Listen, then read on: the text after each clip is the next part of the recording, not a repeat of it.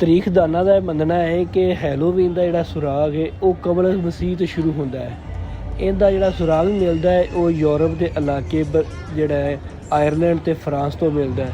ਉੱਥੋਂ ਦੇ ਲੋਕਾਂ ਦਾ ਮੰਨਣਾ ਹੈ ਕਿ ਜਿਹੜਾ ਸਾਲ ਦਾ ਆਗਾਜ਼ ਹੈ ਉਹ 1 ਨਵੰਬਰ ਤੋਂ ਸ਼ੁਰੂ ਹੁੰਦਾ ਹੈ, ਕਿਉਂਕਿ ਉੱਥੋਂ ਦੇ ਮੌਸਮ ਦੇ ਹਾਲਾਤ ਦੀ ਵਜ੍ਹਾ ਤੋਂ ਜਿਹੜਾ ਉੱਥੇ ਜਿਹੜੀ ਫਸਲਾਂ ਦੀ ਕਟਾਈ ਹੈ ਉਹ 31 ਅਕਤੂਬਰ ਤੱਕ ਮੁਕੰਮਲ ਹੋ ਜਾਂਦੀ ਸੀ ਅਤੇ 1 ਨਵੰਬਰ ਤੋਂ ਮੰਨਦੇ ਸਨ ਕਿ ਸਾਡੇ ਨਵੇਂ ਸਾਲ ਦਾ ਆਗਾਜ਼ 1 ਨਵੰਬਰ ਤੋਂ ਸ਼ੁਰੂ ਹੁੰਦਾ ਹੈ। ਕਿਉਂਕਿ ਨਵੰਬਰ 'ਚ ਬਹੁਤ ਜ਼ਿਆਦਾ ਸਰਦੀ ਪੈਂਦੀ ਸੀ, ਇਸ ਕਰਕੇ ਉੱਥੇ ਅਮਵਾਤਾਂ ਕਾਫੀ ਹੁੰਦੀਆਂ ਸਨ ਅਤੇ ਜਿਹਦੀ ਵਜ੍ਹਾ ਤੋਂ ਉਹ ਜਿਹੜਾ ਹੈਲੋਵੀਨ ਮਨਾਉਂਦੇ ਸਨ ਆਪਣੀਆਂ ਸ਼ਕਲਾਂ ਨੂੰ ਜਿਹੜਾ ਚੜੇਲਾਂ ਭੂਤਾਂ ਦੀ ਤਰ੍ਹਾਂ ਬਣਾ ਕੇ, ਤਾਂ ਕਿ ਜਿਹੜਾ ਹੈ ਨਾ ਸਾਡੇ 'ਤੇ ਇਹ ਬਦਰੂਆਂ ਨਾ ਆਉਣ।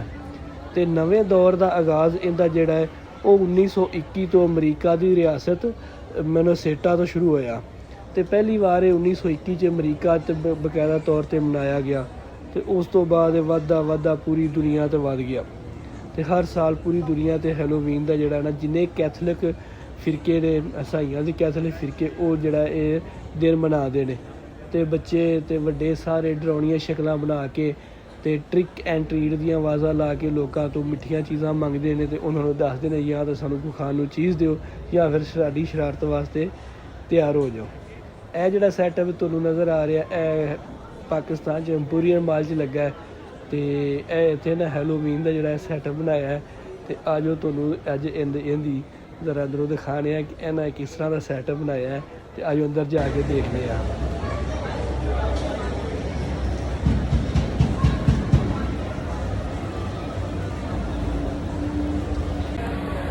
अस्सलाम वालेकुम, मैं ज़हीर जट ते इत्थे शॉपिंग करन आया सां एम्पोरियम माल ते हैलोवीन लगवाया सी। मैं चलो हैलोवीन देखने नाले वीलॉग बनाने ते आजो इंटर होने आ।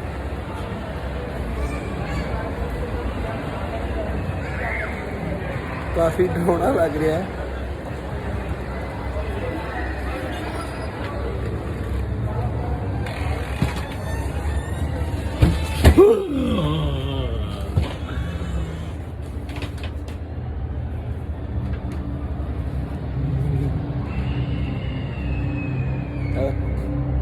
काफ़ी ही डरावना लग रहा है। मिस्टर भूत साहब कितने 100 साल से रह रहे हैं?